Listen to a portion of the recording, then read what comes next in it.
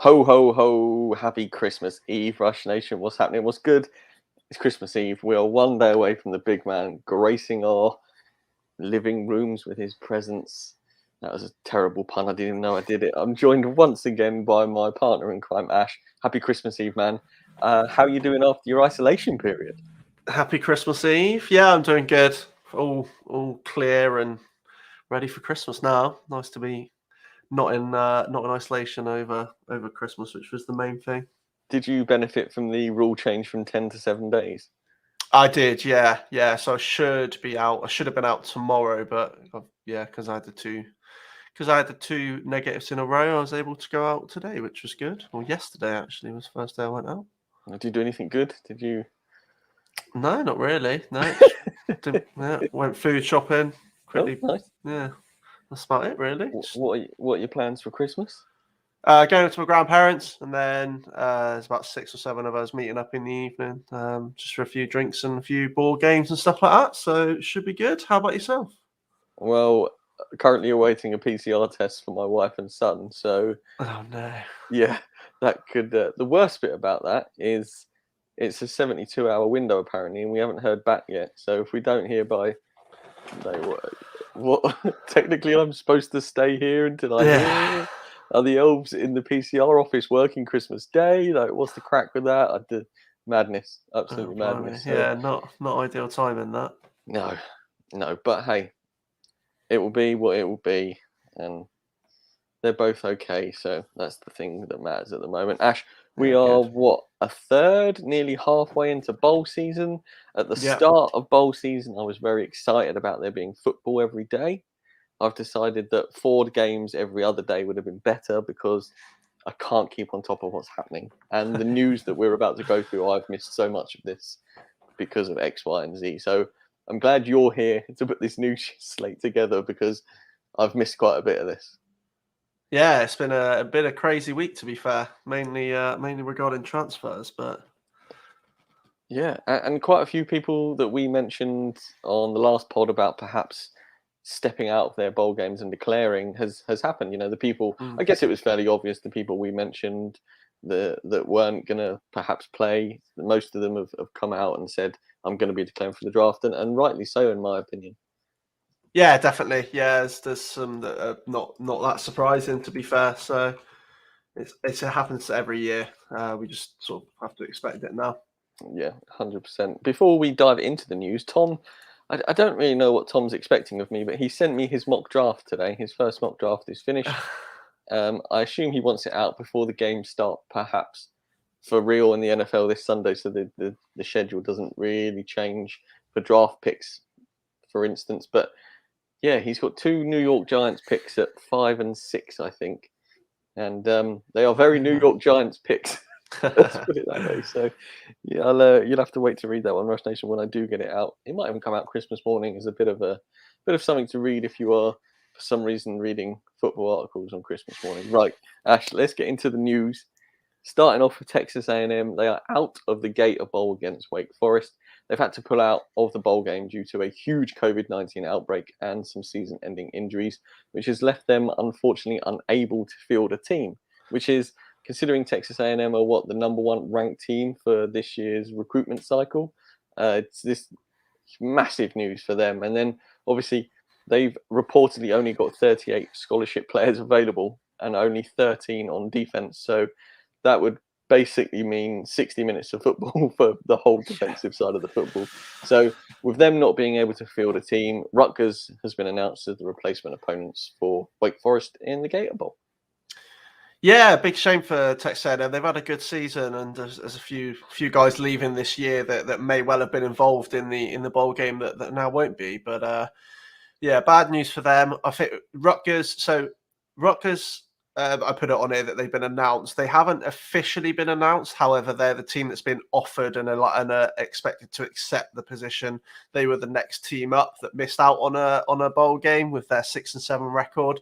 They had 3 non-conference victories, which has sort of pushed them right to the top of the teams that are not currently competing. this is probably not going to be the last we'll see of teams having to pull out as well, unfortunately, with everything that's going on over in America still. So I expect to see more teams pulling out, and hopefully, like they've done with Rutgers, they've brought in a team that's been able to play in the place of Texas A&M.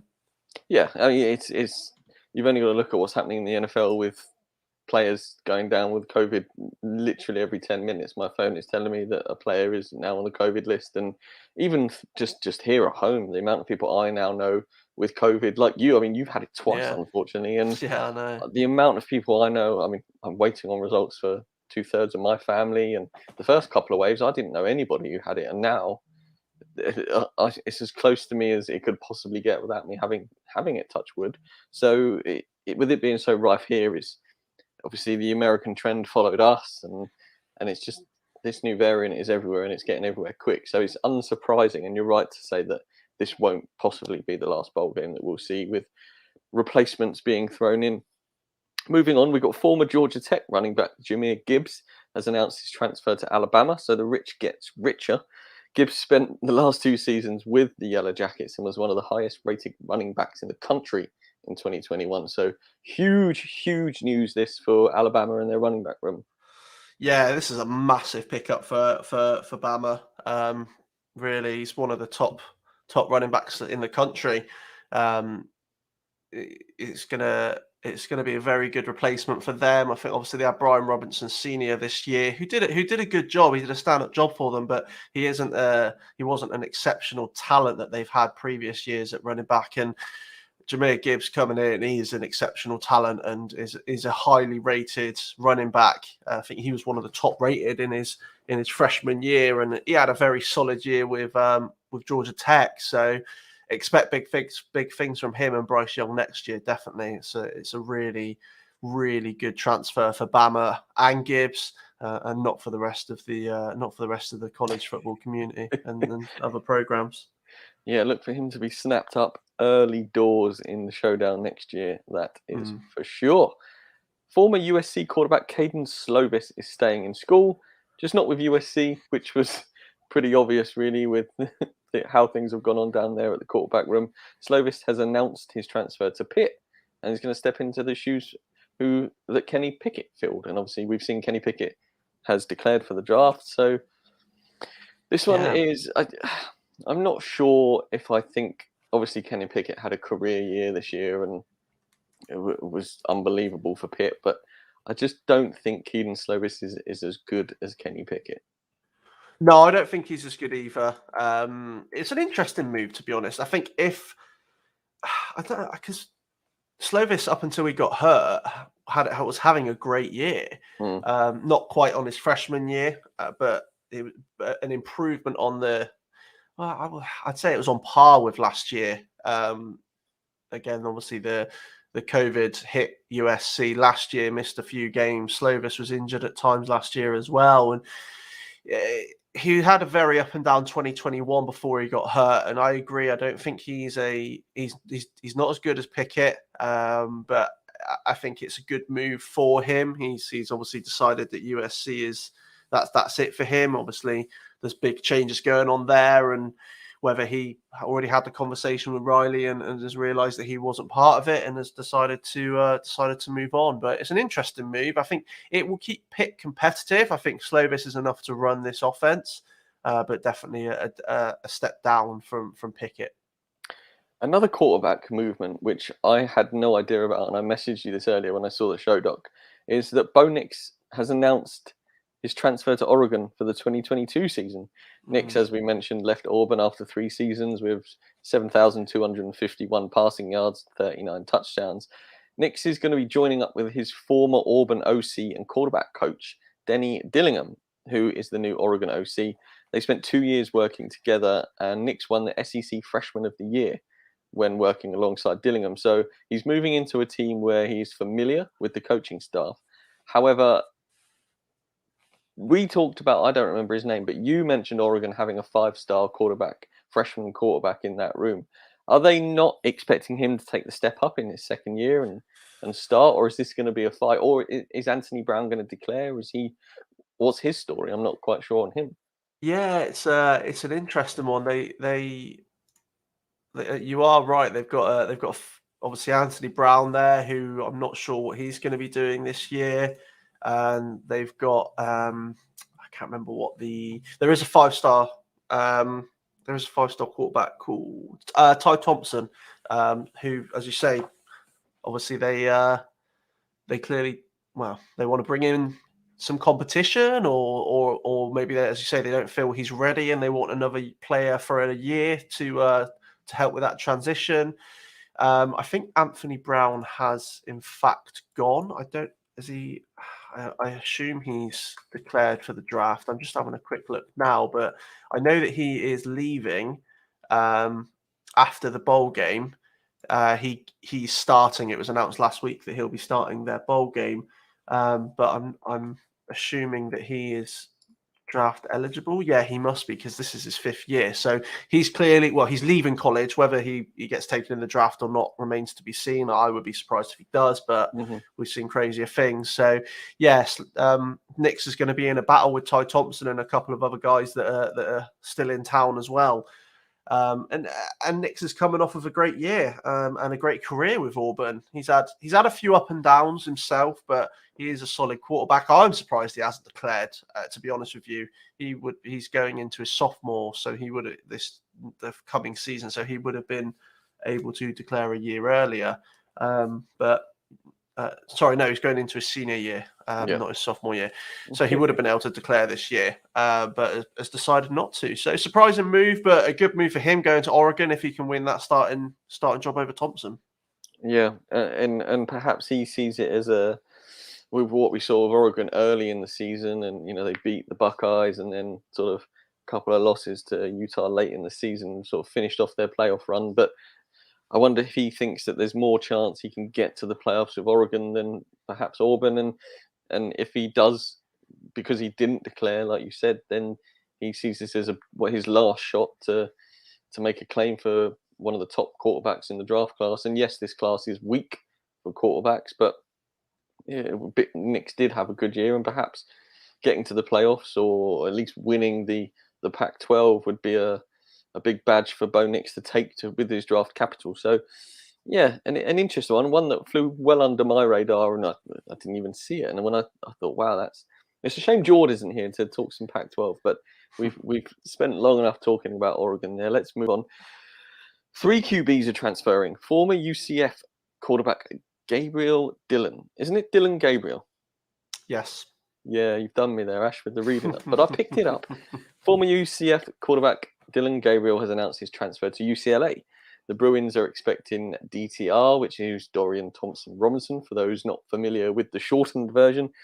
They're expecting him to declare for the draft and have made their move early to find his replacement. I'm assuming they know that DTR is going to declare, right? Otherwise, you don't make this move. Yeah, he's I believe he has to. He's a senior, so he has to leave. This is a great move for UCLA. I'm surprised when I heard that Gabriel was leaving UCF.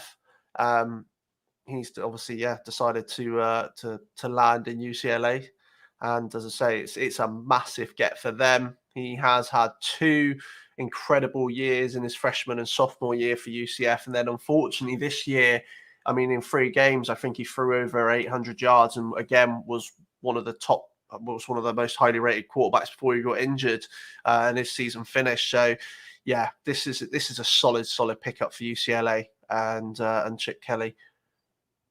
Yeah, big time news. Another quarterback, former LSU quarterback Max Johnson, is heading over to Texas A&M Aggies. Johnson has 3 years of eligibility left and joins his brother, tight end Jake Johnson, who's recently committed to the Aggies from the 2022 recruiting class. So Texas A&M go from having nobody in the Gator Bowl to having Max Johnson in their quarterback room. Yeah, and to be honest, this shouldn't be too surprising. Obviously, both Johnsons, Jake and Max, both left LSU at the same time. And obviously, as you say, Jake Johnson has committed to the Aggies, and shortly followed by his brother Max. And was a good time for him to move. Obviously, the news came out that Miles Brennan is now not leaving USC. Oh God, getting my teams well modelled up. LSU. He is staying. He's withdrawn his transfer portal request, probably because in part of this news, he knows he's going to be the quarterback for at least for the short term in LSU, and yeah, Texas A&M get themselves a capable quarterback there to compete with Haynes King. Obviously, Calzada is in the transfer portal, and let's be honest, didn't do a great job. King was a bit up and down before his injury with A&M, so he's got a battle on his hands now with Johnson heading in, who had a good year with LSU in a year that was very up and down for them as a program. Max Johnson went about his job very well in the relief of Miles Brennan. I think he went 2,800 yards and 27 or 28 touchdowns, and yeah, looked very capable at times in his second year as a college player. So, and that's all they want over at A&M, right? The way we've seen them play their offense, they had like you mentioned, Calzada wasn't really the guy. Haynes King didn't impress at the start of the season. I mean, it was a quarterback battle right up until week one, and the way they play their football, Max Johnson can slide right in there and be Max Johnson and fit the scheme perfectly. So it is a superb move for them. And I mean, if Jake Johnson gets the starting tight end role, those two could have to be some backyard football link up right there for sure. Yeah, definitely. I mean, it seems to be quarterback news galore, Ash, as we move to Florida, and that's quarterback Emory Jones plans to enter the transfer portal after 4 seasons. Jones intends to play in the Gasparilla Bowl against UCF. However, he is willing to join any school he looks he's willing to join any school as he looks for a place that helps develop me and prepares me for the next level. So that basically smacks to me that he just wants to get a job. He's not bothered where he plays. He just wants somebody to come and get him. Yeah, he wants to put himself on paper for one last year. Obviously, as we know, this was supposed to be his year as the Florida quarterback. Anthony Richardson had other ideas and of course ate into his work and impressed at times. And now he looks like he's going to be the man in Florida next year. And Jones has got one more year left and a year that he wants to try and prove himself. I mean, there's so many quarterbacks still available, despite the ones that have already announced their transfers in the portal at the moment. I'm going to be very intrigued to see where Jones falls. Cincinnati still need a quarterback for next year. Obviously, I thought it would be Nix. I thought that was a perfect landing spot for him. That's obviously not happened. So there's still, as I say, there's still a lot of quarterbacks out there, but there's still a lot of programs to fill a need as well. So Jones sees that and is obviously making his move. But as you say, he's going to be playing in the Gasparilla Bowl against UCF. Along, I think Richardson's available. I can't remember if he's back from injury or not. But that will be Jones's last game with the Gators. Peek behind the curtain, Rush Nation. You may have heard us say he's going to be playing in the Gasparilla Bowl. That is because we are recording this technically before that has been played. But as far as you know, it's Christmas Eve. So we'll slide nicely onto some draft declarations. As we mentioned, Pitt quarterback Kenny Pickett is going to skip the Peach Bowl against Michigan State and start his preparations for the 2022 draft. Michigan State running back Kenneth Walker III will also be skipping the bowl game to focus on the draft. Ash, no surprises here. We called this bluff. I mean, It wasn't as if we were making original comments. These two were going to be definitely out of the Peach Bowl. And I just think for players who have high draft stock, we're not talking about elite quarterback play or top 5 running back Saquon Barkley sort of stuff, but that one extra game where they've got nothing to prove going into it and the chance of injury is just not worth it for these two guys. So in my opinion, I think it's right that whilst we talked about the bowl games being hugely important for the game itself and each team, the players should have sort of they shouldn't be judged if they decide to step out because of declaring for the draft, because it's their future they're playing for. And that one extra game, we've seen it happen. Players go in and play it, they get injured, and their draft stock is hugely hampered, or their career is finished. So, rightly so, Kenny Pickett and Michigan State running back Kenneth Walker will be skipping the bowl game. Yeah, as we said last week, this was expected, and I think I imagine a lot of people expected it. These two in particular have got nothing left to prove this year. They've had exceptional years and exceptional careers with their programs, and as you say, there's a lot of risk going into a game that they don't have to play. Some choose to do a final showcase before the Senior Bowl or the Combine, the individual program pro days. But it's unsurprising. We're going to see more. We're going to see a lot more, and we're already we've got news of a whole bunch of other players who have declared early, and some of those are going to be skipping their bowl games as well. So it's unsurprising. Yeah, one of the star running backs of this year's class is Iowa State's Breece Hall. He's going to be skipping the Cheez-It Bowl against Clemson and preparing for the 22 draft. He leaves college as one of the standing running backs, ending his third year with the Cyclones. Just a casual 3,941 yards and 50 rushing touchdowns for Breece Hall. So one of this year's big-time running backs, fantasy targets in your dynasty drafts, is skipping the Cheez-It Bowl. No surprise again, Ash. No, really not a surprise that he's deciding to forego his senior year and go in. He'll be coming in as, in my opinion, the top running back in the class. He's had another unbelievable year. I think this year alone he finished with over 1,400 yards and 20 touchdowns, which I think hit the 20 is. I think he was tied top with 3 or 4 other people with the most touchdowns. And yeah, he's had a few injury issues this year. He's had a couple of games where he's had to leave, but he's not missed a great deal of time in his college career, which obviously his stats goes to show that. And again, another player who doesn't want to risk it in the final game and is going to be a high commodity in the draft class. I think it's him, and I'd say he's 1 or 2 at the moment in the running backs that are going to be in this draft class. So yeah. I'm trying to think of the other guy from. Who else am I thinking of? Isaiah Spiller. Isaiah, text saying a lot of people have him as the top guy, and just because of he's obviously got the all round ability. But I'd say that Breece Hall is right alongside him, if not above him, with the same similar skill sets. But Breece Hall's a wrecking ball when he gets moving as well. Yeah, I think before we move on, Ash, I think we should touch on just how good Bailey Zapp was in his game for Western Kentucky. I mean, Joe Burrows a couple of seasons ago when he won the Heisman and sort of broke out for LSU, had 60 touchdowns, and then I think I messaged I messaged the group chat saying Bailey Zapp needs 3 touchdowns to equal second place, not thinking he'd get anywhere near Joe Burrow's 60.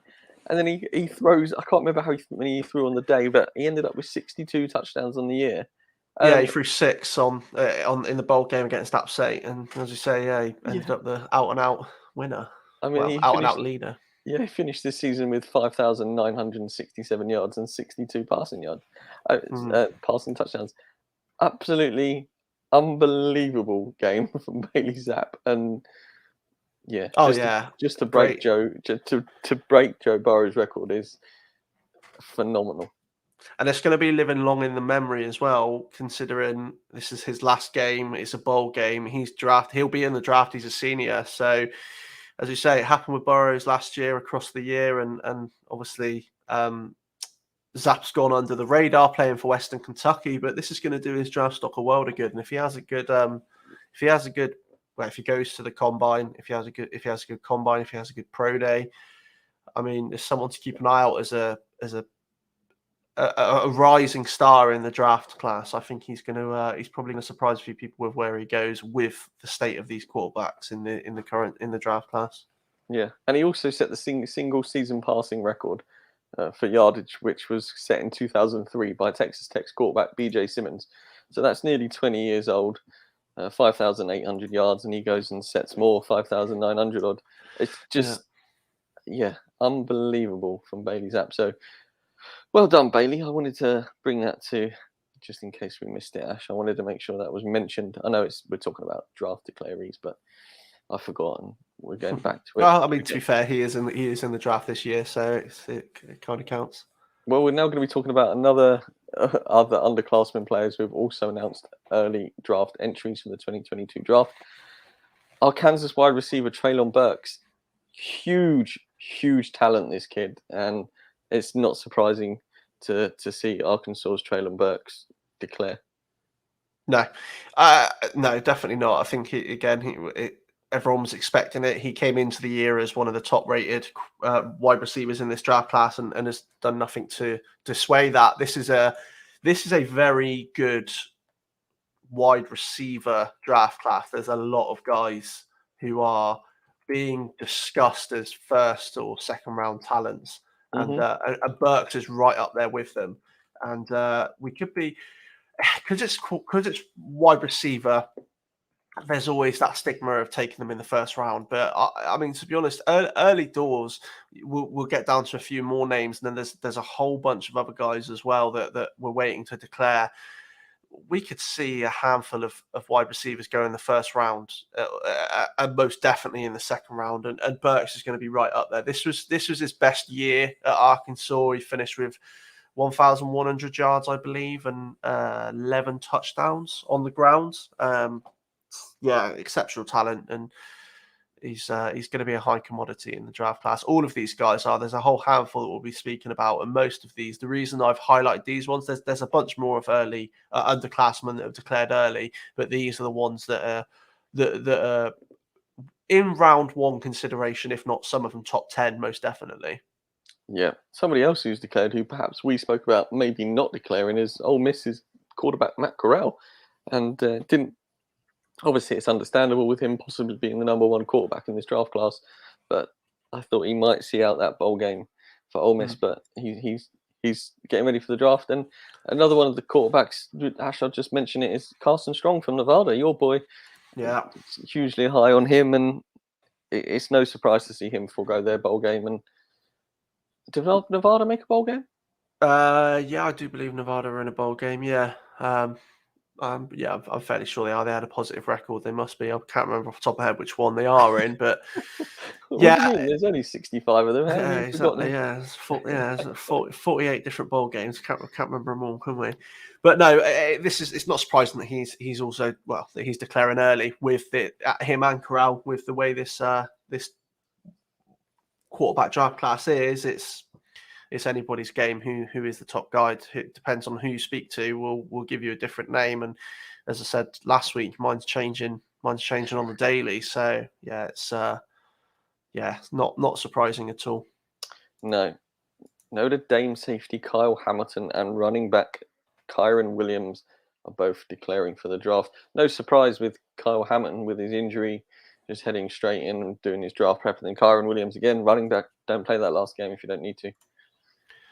No, exactly. Hamilton's top 5 guy at the moment on a lot of people's boards, and for me he is as well. So no surprises here at all. Yep. Moving on, we've got linebacker from Oklahoma, Nick Bonito, and then obviously Oregon's edge rusher, Kayvon Thibodeau. Hugely, it just makes complete sense for Thibodeau to declare for the draft, because he could go number one. He could well go number one. He's in with a real shout of that. There's him and a couple of other guys, but I think Thibodeau, it's his to lose. I think Hutchinson's given a good account of himself this year to try and push him for that number one, but I'd be very surprised if we don't hear his name called, Kayvon Thibodeau, his name as the number one in April. The only thing I've got about this is Oregon deja vu with Penei Sewell, because he was like the boxed in number one for the entire offseason last year, and then falls to Detroit. So when you get a good defensive end like we saw with Myles Garrett, the guy goes number one overall.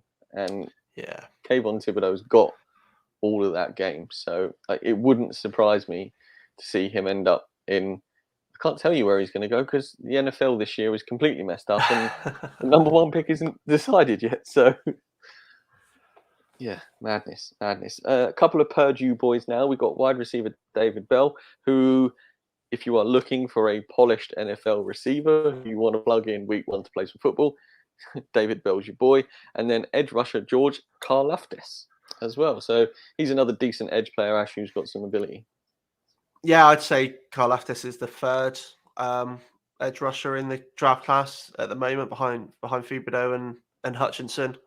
So again, I thought he might have come out early, and he has done. So he's probably locked in as a first round pick.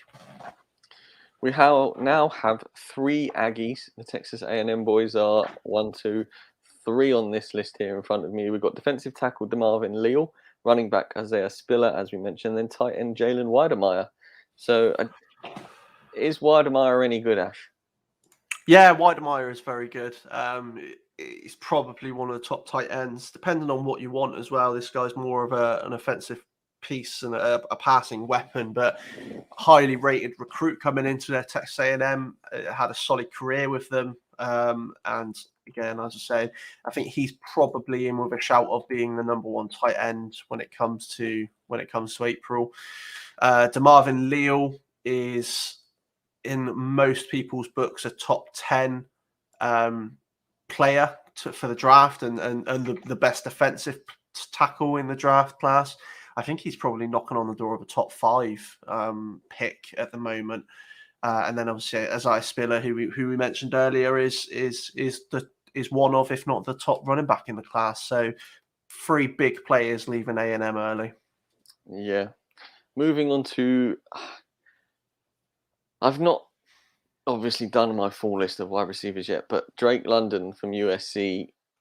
Yes, I might be slightly tainted because he was on my showdown team, but Drake London is one of the wide receivers in this draft class. Now, there's a few, both the Ohio boys, when they come out, they can do this. But Drake London can put a team on his back, and he can carry a game across the line of scrimmage. And if you want that from your wide receiver, which who doesn't want a wide receiver who can carry the team on their back? Drake London is that guy for me, and absolutely love this guy on film. It's just a real shame he got injured towards the end of the season. Yeah, interesting that you say about your list. He is currently my top wide receiver.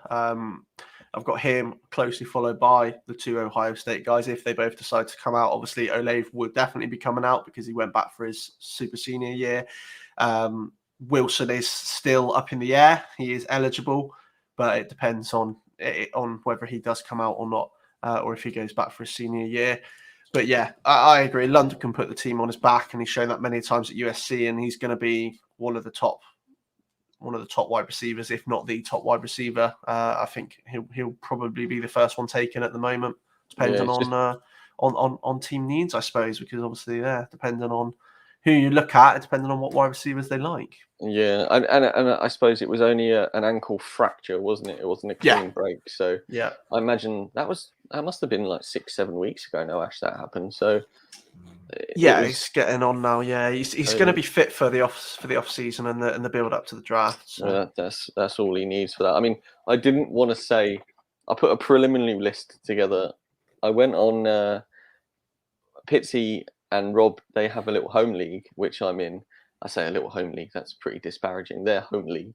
I went on there as a guest, just as a member of. They talk about their home league on a little podcast. It is a little podcast. They do a small podcast on their home league, and I went on as a guest to talk about my matchup, how I did, and then they asked me for some college players, and I had Drake London as my number 1 receiver, but I didn't want to commit to that in case you were going to be abusive towards my list. But I'm pleased that you've got him number 1 as well, because that could be a spot, not spicy, but that I think if both Ohio boys do come out, just the pedigree we've seen from them will perhaps have people ahead of Drake London on their list. So maybe we can buck a little bit of a trend there, Ash. And then finally, we get to Mississippi State's offensive tackle, Charles Cross. I know nothing about this fella. He's my number 2 tackle in the draft class. He's someone who's gone a bit under the radar. He's only played 2 seasons with Mississippi State, but because he was a freshman starter, and I think he finished he was in the SEC freshman team of the year, and I think he's had all SEC honors in both of his seasons with Mississippi State. He's going early, and I think he's going to be definitely a first round pick, and in my opinion, he's going to be the second tackle taken after Evan Neal from Alabama. Marvelous, good to know. Okay, we've got some bowl game reviews, Ash. It's been quite a long time now since December the 17th and the first bowl Yeah. games happened. We had on December the 17th, we had the Cure Bowl. Northern Illinois lost 41-47 to Coastal Carolina in a game that was pretty good. I've seen some of the highlights from that. And then we also had the Bahamas Bowl, which we found out was in the Bahamas, and Middle Tennessee beat Toledo 31-24. Have you seen anything of those games, Ash, or is that too long ago now to really warrant? No, I did see. I saw the Coastal one. I didn't see the Middle Tennessee Toledo, but I saw the Coastal one, and it was as good as you'd expect with these two teams who have had solid years respectively. I think Coastal were the. I think it was fair that they won the game. I think on the whole, they were the better team, and from that, Isaiah Likely has obviously played his last game. He's again another one of the top tight ends going into the class, but Grayson McCall's staying, which I found quite surprising. I thought he would declare early, but he's decided to stay another year, and he had a solid game. I think he finished over 300 yards and 4 touchdowns, and Likely was just shy of 100 yards and 2 touchdowns. So he's a real pass receiving tight end that's going to be a hot commodity in the NFL draft. Yep.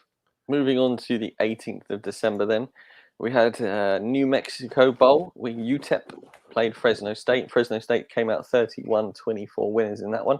The Boca Raton Bowl, as we mentioned, Bailey Zapp put Western Kentucky on his back along with Mitchell Tinsley, and they beat App State 59-38. So if you took the over in that one, congratulations.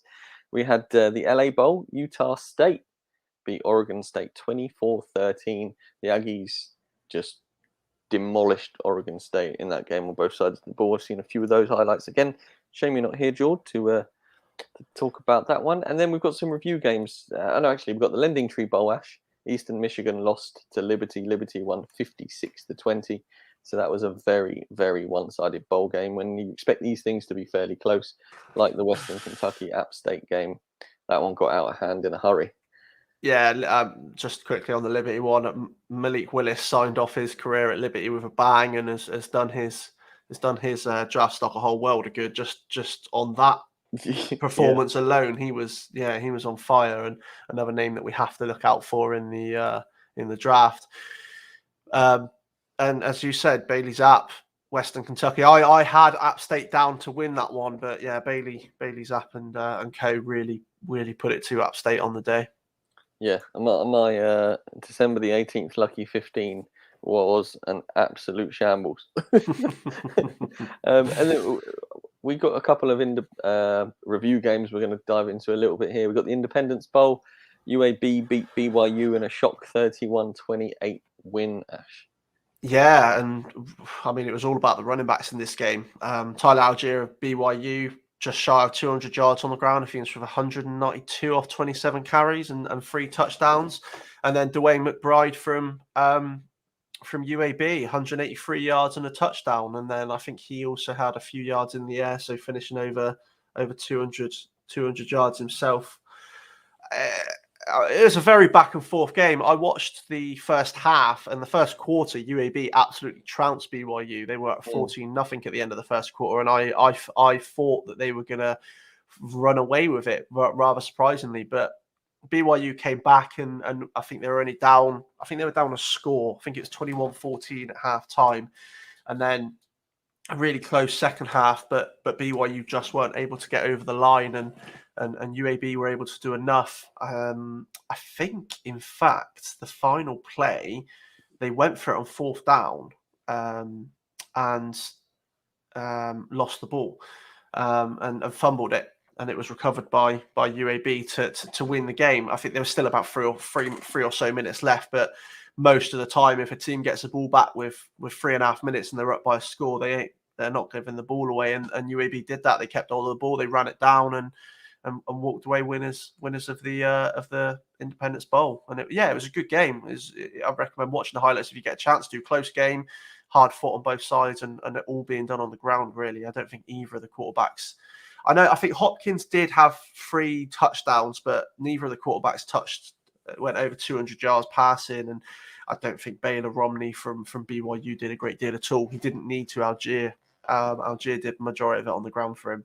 He's going to be a good game. He's going to be a name to look out for next year. Obviously, he will be going back to school because he's still got another year of eligibility left. But expect to see his name a lot more next year.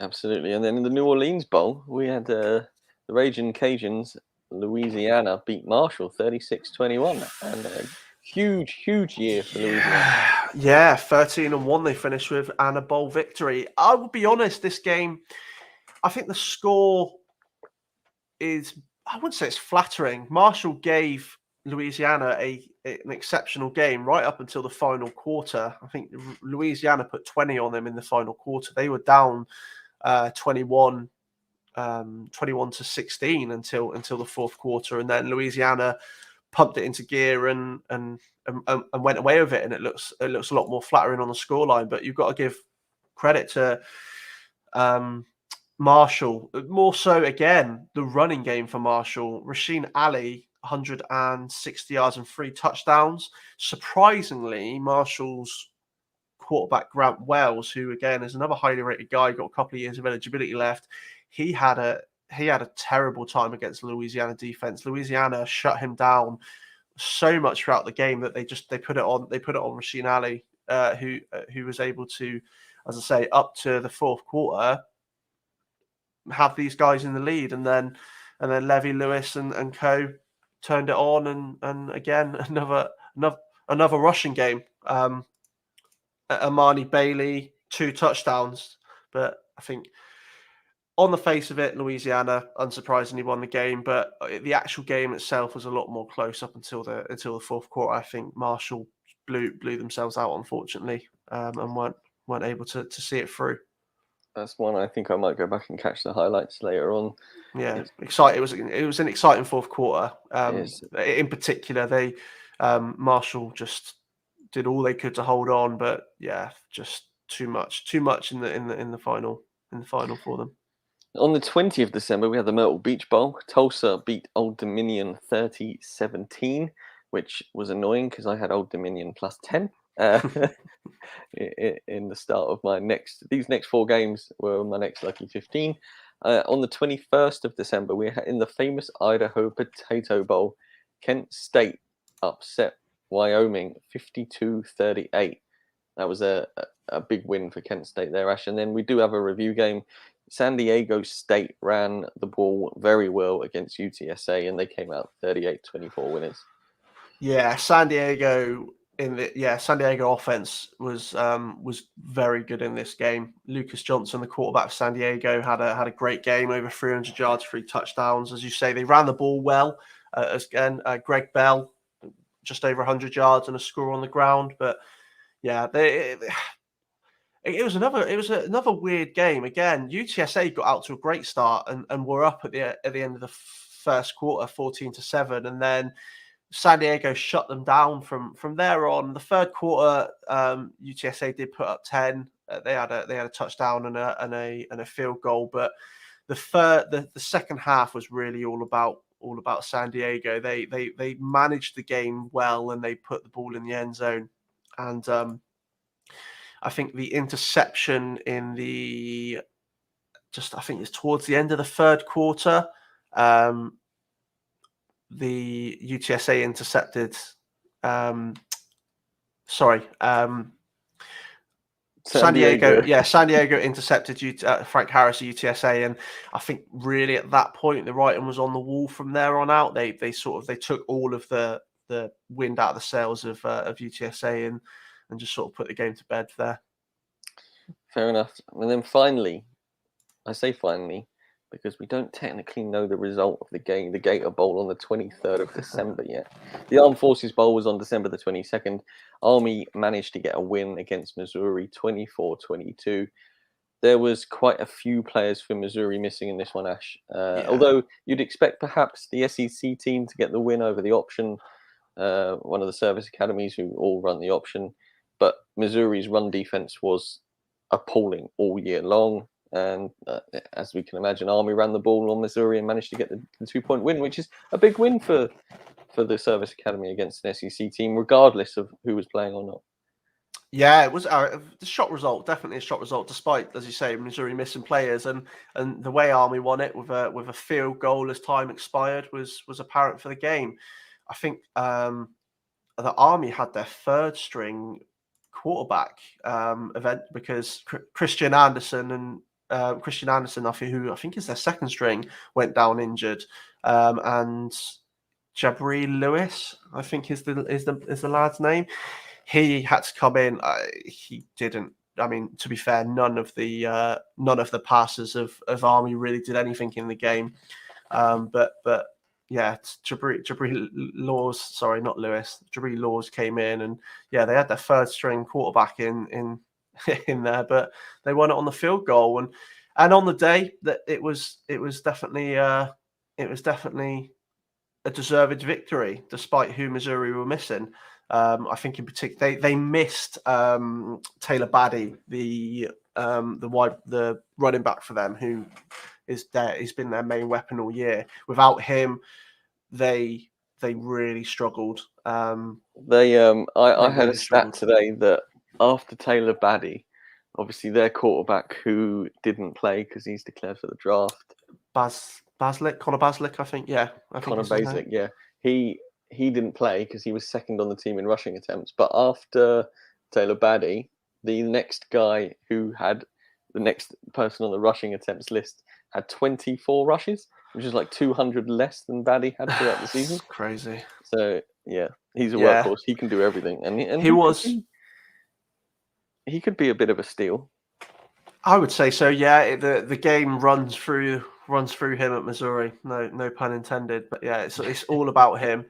And to be honest, this game, Missouri lost this game themselves in the second half. In particular, I think they were stopped on downs one couple of times. I think once or twice, and they also fumbled the ball in Army's half. And yeah, they were disappointing despite who they were missing in the second half. But you can't take anything away from Army in the game on the day. I think standout player for me on the defensive side of the ball, and probably was one of the main reasons that the Army won this game, was their linebacker Eric Smith. He's a senior, so he'll be leaving this year. Don't expect to see him in the draft. If you do, it's going to be late. But he had a great game. He finished with 12 tackles, 2.5 of those were for a loss, and he also had 2 sacks. He caused Missouri's offense all sorts of issues throughout the whole game, and kept Army in it. And then, as I say, they won it as time expired with a field goal. It wasn't the most exciting game to watch, but just the ending and the fact that Army, as you say, the underdogs of this game managed to get the victory is something in itself to go and watch if you get a chance to. Yeah, I mean, the fact that Missouri were plus 4.5 at kickoff in Vegas shows you that the players missing and stuff gave Army a chance in that one. Sorry, but Army celebrated like they won as time expired as well. They were buzzing with this victory. It's a big win for them in a bowl game. Yeah, definitely. Big win. Yeah. That, Ash, brings us to the end of the show, Doc. Is there anything else you would like to talk today? Obviously, we've shorter than normal, but it is Christmas Eve. It is, yeah. No, it's obviously, we've still got a load of bowl games to go. It's let's say almost daily from here on out, and I'm just looking forward to I'm looking forward to the playoffs, but the way America's going at the moment with the COVID, they've already got plans in place as to if any of the games are postponed, or they won't be postponed. There isn't enough time to postpone them. So if a team pulls out, the other team advances to the finals. If both teams pull out, it's a no contest, and the other fixture decides it. If all 3 teams and only one team is remaining, there will be declared the champions. There won't be.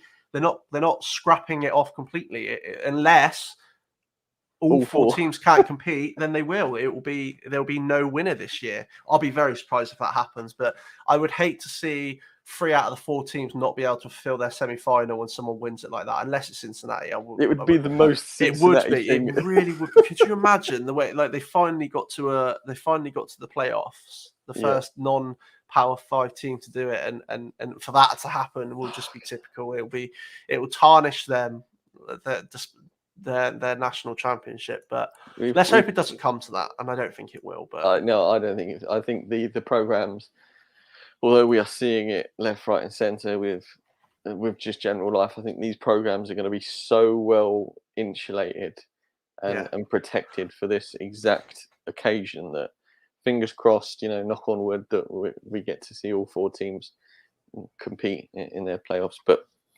that's after Christmas and the mince pies have been smashed down and Yeah, stuff. well, yeah. After Christmas is when the big games start to happen. Obviously, tonight, as you saw, tonight when we're recording, yesterday for the listeners, we've got the Gasparilla Bowl, which is Florida UCF, and then up until sort of the 27th, 28th is when we start seeing more of the bigger teams coming in, more of the ranked teams, and then it starts to get really exciting from there on out. Yeah, Jack's got a Big Ten bowl game review preview, coming up on the site. It would probably be there by the time you listen. If not, it will be very, very close. Rush Nation. Ash, this has been fun, mate. I'm pleased you're out of isolation in time for Christmas. I hope you have a fantastic couple of days doing whatever it is you're doing. But I imagine we'll be back on Wednesday, right? There's nothing going to stop us from the midweek madness. We will be here on Wednesday, most definitely, and more bowl games to review, and a lot more news, I'm sure.